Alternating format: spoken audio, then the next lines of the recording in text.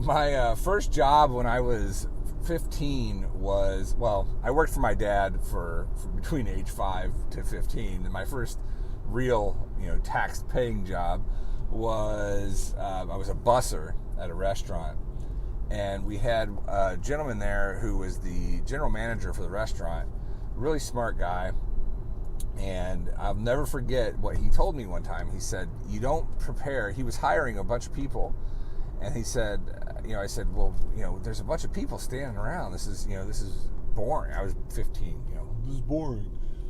And he said, you don't hire for the business you have, you hire for the business that you want to have. And that always stuck with me. I mean, my goodness, it's how many years later, and it still sticks with me that you don't prepare your business for where it currently is. You prepare your business for where you want it to be.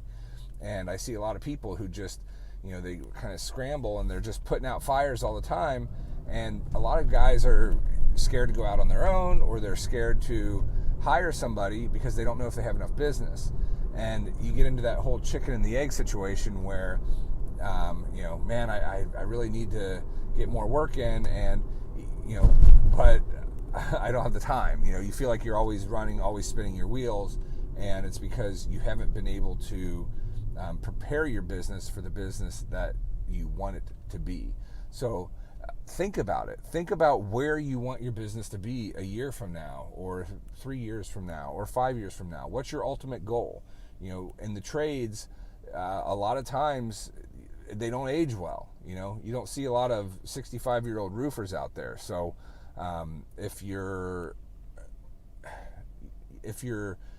not thinking about those things, you need to. Because even if you just want to be a roofer right now, and you don't want to you don't want to go out on your own, you don't want to have your own company, then you should be stashing away for retirement. Just make sure you don't get caught in that retirement trap of, my body gave out and now I can't perform my work, and you're kind of up the creek at that point, unless you've been saving and you've been planning for it. So think about where you want it to be. 1, 3, 5. Where do you want your business to be in 1 year, 3 years, 5 years? What's the ultimate thing? Are you going to cash it out? Or are you going to pass it on to somebody? Just knowing where you want to go will help you staff for where it needs to be.